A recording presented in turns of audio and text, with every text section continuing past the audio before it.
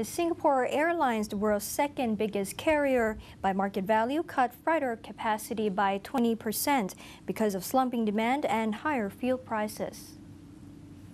The cuts took effect recently and will continue into the next operating season, which starts in late March, the carrier said in a statement yesterday.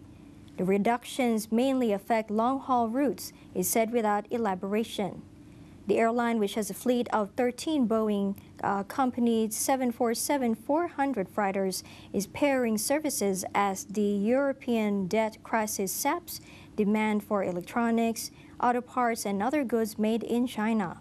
The carrier filled 58.5% of cargo space last month, the lowest amount since April 2009, according to data compiled by Bloomberg. Robert Bruce, head of Singapore research at CLSA Limited, said it is good to see excess capacity being removed from the sector, while it can be turned on again very quickly as the carrier is not parking or retiring planes. The airline, which generates about 20% of sales from freight, had a 40 million Singapore dollar operating loss in its cargo unit and in the quarter ending December. The unit filled 64.7% of capacity in the quarter, compared with the 69.2% needed to cover its costs. The break-even target was 8 percentage points higher than a year earlier because of lower rates and higher fuel costs. The price of jet fuel has jumped 9.1% in the past year in Singapore trading. Singapore Air fell 0.6% to 10.94 Singapore dollar at close in Singapore yesterday before the announcement. It has slumped 22% in the past year. Cathay Pacific Airways Limited has fallen 15% in Hong Kong.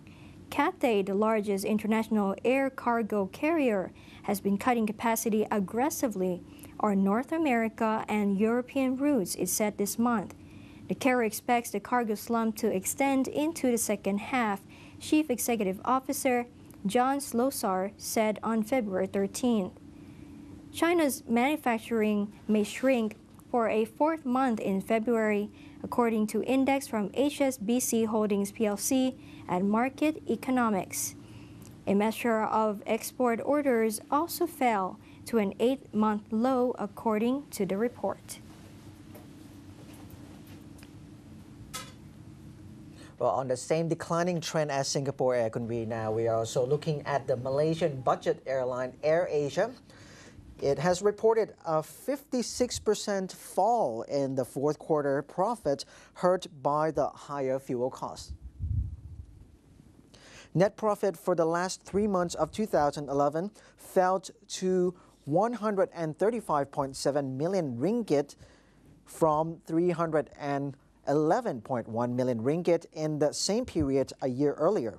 However, revenue for the quarter rose 9.3% to 1.27 billion ringgit, thanks to the more passengers and higher average fares. Last month, AirAsia said it was ending its flights to Europe and India because of high fuel prices and weak demand. For the full year, revenue rose 13% to 4.47 billion ringgit, while net profit fell 46.8% to 564.1 million ringgit.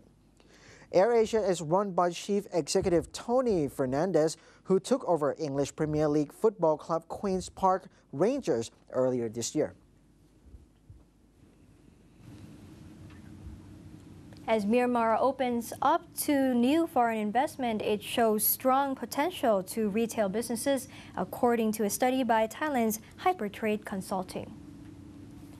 According to the survey, the value of Myanmar's retail market is about $5 billion and grew by 20% last year, inclusive of exchange rate variations. The survey estimates that traditional trade represents about 90% of the retail market in Myanmar. While such stores come in shapes and sizes, the main types are dry food stores, non-food stores, and a growing number of beauty shops. The stores have an average of 16 suppliers in 2 main groups, wholesalers and large distributors such as DKSH and Mega. The typical store in this category carries between 500 and 1,000 stock-keeping units. As it is still difficult to import products legally, Myanmar is a perfect example of a supply-driven market where shoppers are eager to buy almost anything that is available.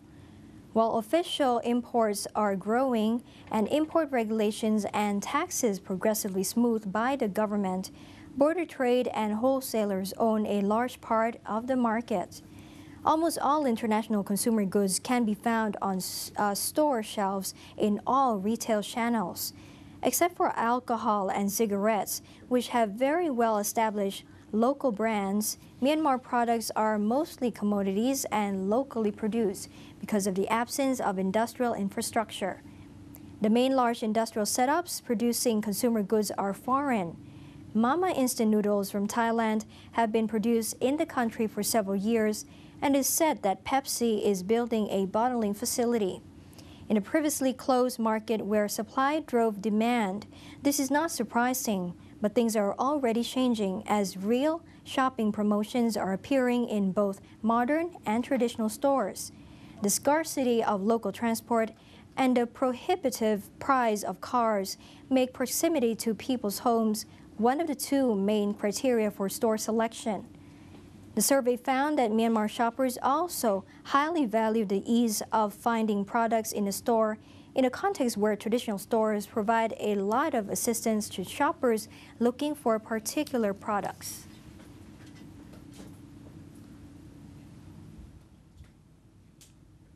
And an update on Apple and Google. The California Attorney General Kamala Harris said Apple Inc. and Google Inc. are among 6 technology companies offering platforms for mobile applications that agree to a privacy protocol to protect the consumers.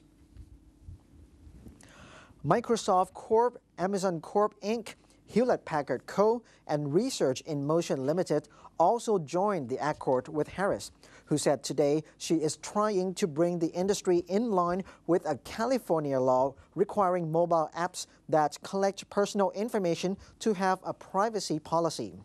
The Attorney General said in a statement that the agreement with the platform companies is designed to ensure that mobile apps comply with the California Online Privacy Protection Act, which requires operators of online services to conspicuously post a privacy policy.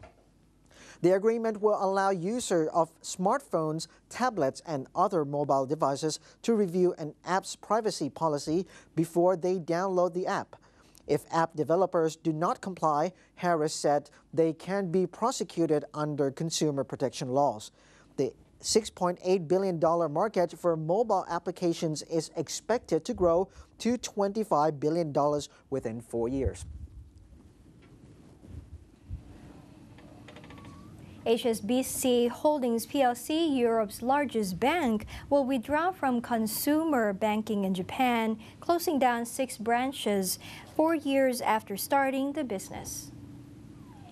HSBC will stop selling new investment products, including mutual funds, from March the 8th, and it will end operations in its branches in Tokyo, Osaka, and Nagoya by July 31st, according to Bloomberg.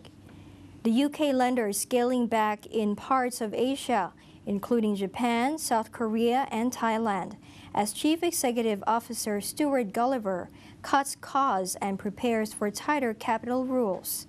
HSBC last month agreed to sell operations in Costa Rica, El Salvador, and Honduras to Colombia's Banco da Vivienda S.A. for $801 million to focus on bigger markets in Latin America.